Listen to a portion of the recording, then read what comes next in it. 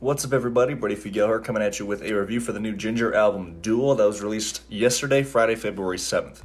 This album has literally been one of my most anticipated releases of the year so far, at least for the albums that have already been announced. The sound that this band has carved out for themselves within the general realm of modern metal and modern metalcore is just so unique compared to their peers. And I obviously mean that from a stylistic standpoint because their kind of three-way intersection between prog, hardcore, metalcore, and groove metal is very unique to them. But also just the overall energy and aura that Jinjer presents in their music, with oftentimes some very primal, heavy riffs and breakdowns, but also some exotic note choices thrown in. And of course, you have to single out Tatiana Smiluk, the front woman here. Just her voice is unbelievable. Her growls are vicious and ferocious and take very much from the Lamb of God and maybe Gojira's of the world. Just in the overall scream style that she does, doing a mid-scream, just how she projects her voice and how she pronounces the words. And there's also her amazing clean vocals, which take just as much from like a Protest the Hero or a Coheed and Cambria as they do from maybe like some more classic metal influence. And on top of all of this, the band is following up 3 albums in a row that for me were absolutely amazing. I like them all, but I like all 3 of them, but in particular, it was their last one, 2021's Wallflowers, that really stuck with me the most. Their other records were great, but did have a few dull moments and some filler tracks on them, but for me and for my taste, Wallflowers was incredibly packed and tight, front to back, with solid songs. And I would also argue that that album was their most experimental as far as having the band's heaviest moments to date, while also having the band's most melodic, most jazzy, most proggy moments to date as well. But that being said, that puts a lot of pressure on this album, at least for me, because when this band has just been getting better and better and better with each release and have this amazing album that they're now following up with this record, those are some pretty steep expectations to meet. So let's dive right into this album review and see if the burning question is answered, which is, will this album hold up? And right off the bat, I have to say, it comes out of the gates fucking swinging with a rapid succession of tracks that are some of the best songs maybe of this band's career. Tantrum, the opening track on here, is just phenomenal. This track wastes no time just bludgeoning you with its hardcore, punky drums and its vicious riffing. There's that urgent, clean chorus that really manages to keep the momentum going. There's some blast beats thrown in into the second verse. And a musical highlight for me of the year so far, and easily on this album, is that bass break that comes in the bridge. When that initial scream fades out and you just get that real murky, very Tool-influenced bass groove kicking in, and then those real stripped-back drums adding on to that, that is just such a cool moment. It surprises you. It comes very much out of left field, but it fits the song so well. And I especially love how the rest of the song actually takes that part and builds upon it when the full band kicks back in. Bassist Eugene Abdukhanov very much takes prominence in this song, which is always great to see in metal. I love when the bassist gets to shine on these songs. And even aside from that bass break, like 30 seconds into the song, the band kind of drops out for a split second. You get this really quick, quirky bass groove that kicks back into the full music, I should say.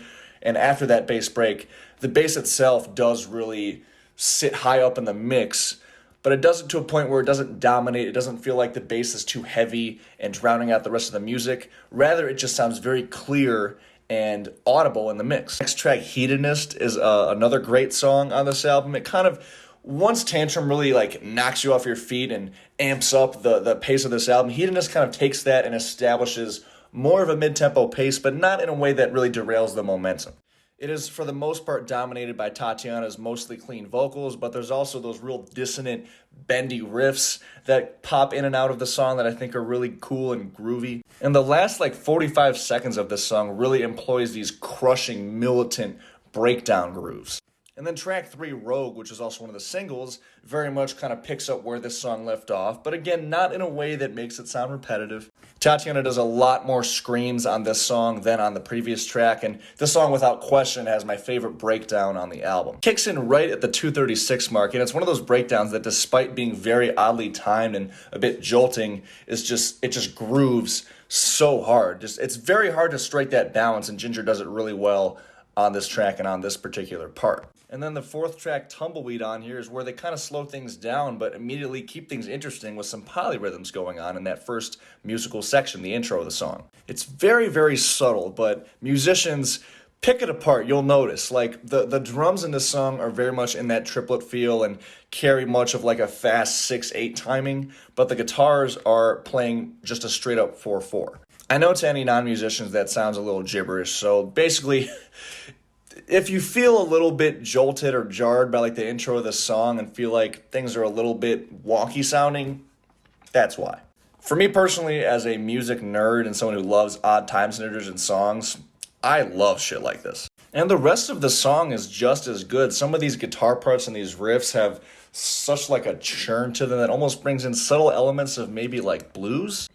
This song continues its churning, grinding pace, its lumbering pace the whole time, alternating from these really melodic and almost eerie sounding clean vocal sections with Tatiana's awesome sounding screams. And then the next track, Green Serpent, I can confidently say is my favorite of the 5 singles that were released and a highlight on the album. Again, it opens with that kind of eerie sounding main riff, and you get the jazzy sections with Tatiana's very clean and amazing sounding vocals doing the heavy lifting here. And then even when the song kicks in, it gets heavy and you get that like real like churning riff. I know I keep using the same adjectives here, but sometimes adjectives get hard to think of. When she nails those falsetto vocals in the chorus of this song, that for one threw me for a loop because I was totally expecting screams when I first heard the track. But the way that her ultra melodic vocals fit so well over the heavy dissonant riffing underneath it, I find that breathtaking. And it just so effortlessly flows into, again, that real crushing, stomping breakdown section after with the screams over it. The breakdown at the end of this song, again, just absolutely crushes and is another one of my favorite breakdowns on the album. And the track Kafka follows this, which was another one of the singles, and is a song that very much builds momentum and kind of increases the tension slowly but surely before you arrive at that extreme metal influenced bridge section with the blast beats and, again, just the visceral screams from Tatiana here. Again, when the full band really does fully kick in into that extreme metal section, the bass being so high up in the mix, but again, not dominating anything, it's just so cool to hear. It almost sounds like slap bass. I just think that's so fucking sick. But I mean, guys, if I'm being honest, this song is kind of where the album loses momentum a little bit. And it breaks my heart having to say that, but it's just true. That may just be because the opening row of tracks was so rock solid and just so fucking amazing that it makes the rest of this album feel a bit underwhelming. But I mean, it's just the case here.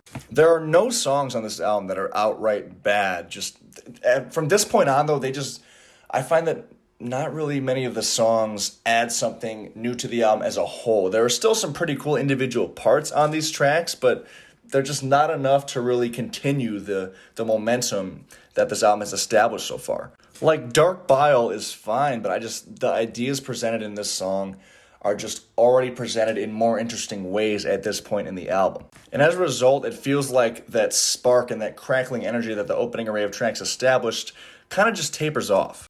And Fast Draw, too, really the only thing that stuck out to me about this song, where Tatiana's really layered, almost whispery, and real ominous sounding screams when she says the word draw. But aside from that, and as far as this song as an entire track, it just really doesn't feel like it's contributing anything new as a whole to the album. And just to put things in perspective here, I'm not at all saying these songs are bad, once again, but the first array of tracks that I complimented, they all had specific elements that could keep me engaged and keep me awaiting certain elements the entire track. Whereas these songs, they have a couple moments where it's like, okay, that's cool, but the songs as a whole, just they don't really keep me coming back as much. Having the lead single Someone's Daughter come next was, I think, a pretty smart move on the band's behalf here, because it is one of the stronger tracks on this album.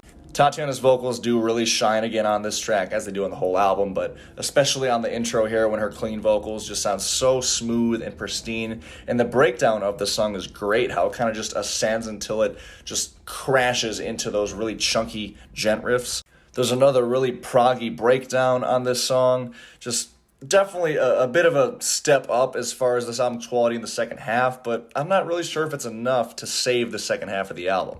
because the next two tracks kind of return to those underwhelming feelings I'm getting from the album. Like, A Tongue So Sly opens with that real groovy riff, which I thought was pretty cool, but after you get past that, again, just not as much ambition with this song. And the title track is a song that I literally just talked about in my best singles of the month video that I put out like yesterday or the day before. It loses its impact on this album though, because by then, just this song being so late in the track list and closing out the album, you've already been hit by essentially all of the ideas that this song presents. Like, I remember when it first came out, I was like, okay, this is cool. I like the hardcore and thrash elements in this song, but like it being last on this album and listening to it track by track in sequence, like the ideas that even that I liked in the song when I first heard it, they feel stale by the time this song comes around in the album. Which, I mean, I just proved to you all that I really do like all these songs. It's more just listening to them in the full album context. They do blend together, and the filler here is very clear. One positive, though, that I will say about the album as a whole is Tatiana's lyric writing. Firstly, I mean, Someone's Daughter is a great song lyrically. It focuses on Tatiana kind of embracing femininity while also not wanting to be underestimated and advocating for, I guess, equality would be a good way to put it. It's obviously not my place to speak on that, but that's just kind of what I got from the song. I will say, though, the line of "I am someone's daughter," I'm not really a fan of that, if I'm being honest. I think that's a little corny and a little bit counteractive. That line in particular was a little bit hard for me to take seriously, but the rest of the song is actually really phenomenal lyrically. Rogue, too, has some excellent lyrics, which to me read as some commentary about the Russia-Ukraine conflict, which is obviously very relevant to this band. And Green Serpent, to my understanding, is kind of like a metaphor for alcoholism. I read somewhere that Green Serpent means like, it's like a term for alcohol in that part of the world. Don't quote me on anything because I'm not an expert on this by any means, but it does have to do with like the winemaking and the grapes, which are obviously a prominent line in this song when she repeats the phrase, "the grapes have fallen down."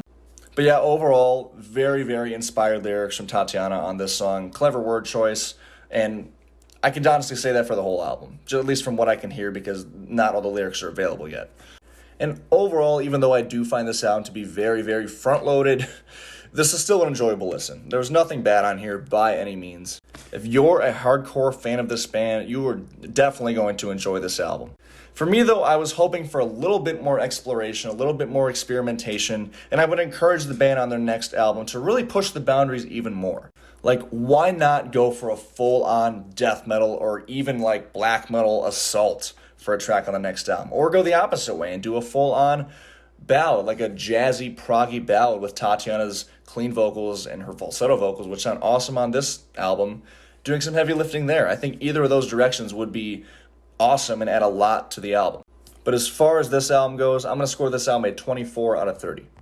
Really good album, not a single bad song on here, but still kind of left me wanting more. But I want to hear what your thoughts are on this album. If you are a hardcore Jinjer fan, defend this album in the comments, please. Tell me why I should give it a perfect score, or if you're a hater of this band, tell me why I scored it too high. Check out the description of the video for my Instagram, Spotify, and Threads links. Remember to hit the subscribe button for more rock metal-related content and album reviews. Until next time, thank you guys so much for watching once again. I'll see you guys later. Peace.